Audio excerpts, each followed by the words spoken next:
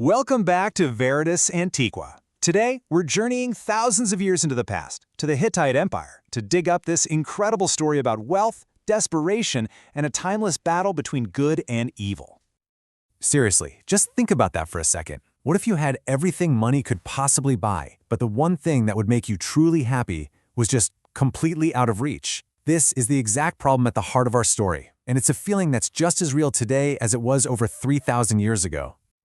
So, let's kick things off with Chapter 1, where we meet a man whose deep, personal suffering couldn't be fixed by all the gold in his ancient world. Our story starts in the land of Luluwa, which was likely in modern-day Turkey or Syria, and our main character is a guy named Appu. The ancient Hittite texts tell us he was extraordinarily rich. We're talking huge herds, piles of gold and silver. But for all that incredible wealth, he was carrying this profound sadness. He didn't have a son, no heir. And you can just hear the desperation in his own words. He cries out, "What's the point of all this? My gold, my silver, my animals, when I have no child to love and take care of?" For him, all his riches were basically worthless without a legacy to pass them on to. And to make everything so much worse, his pain was a public spectacle. His neighbors would sit right across from him and make a big show of feeding their own kids just to rub it in. Can you imagine? Even his own wife mocked him, saying he didn't even know how to make a child. So Appu was completely alone, bitter, and just desperate. So having run out of options on Earth, Appu does the only thing left to do. He looks up. In our second chapter, he decides it's time to ask for some divine help. So what does he do?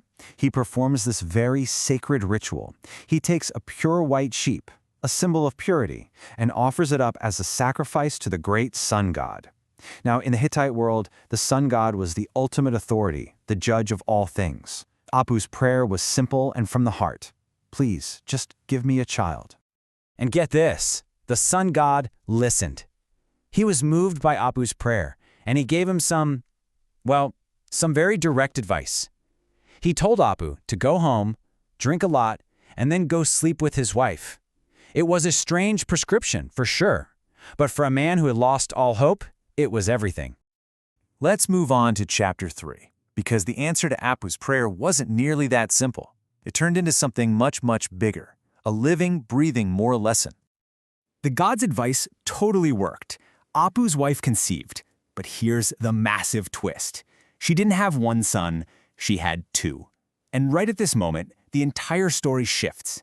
It stops being about one man's search for a family and becomes this epic allegory about right versus wrong. And the Hittites were not subtle with the names here. The firstborn, who had a really difficult birth, was literally named Katu, which means bad. The second son, whose birth was peaceful and normal, was named Adalet, which means justice or good. I mean, you can already see where this is going, right? The very name set the stage for a major conflict. And yeah, that conflict doesn't take long to arrive. In our fourth chapter, as the boys grow into men, those allegorical names start to look a lot like their destinies. So, years fly by. Appu is an old man now, and he divides his massive estate between his two sons. Good, true to his name, respectfully accepts his portion, no questions asked. But bad? Oh, you guessed it, he's not satisfied. He looks at what his brother got and is just consumed with greed. So the argument starts. Bad demands they redivide everything. He claims it wasn't a fair split, but what he really wants is his brother's better plot of land and his prized ox. Good refuses. He stands firm, honoring their father's decision. So, at a stalemate, Bad escalates things, big time. He takes his complaint to the highest court in the land, the divine court of the very same sun god who gave them life.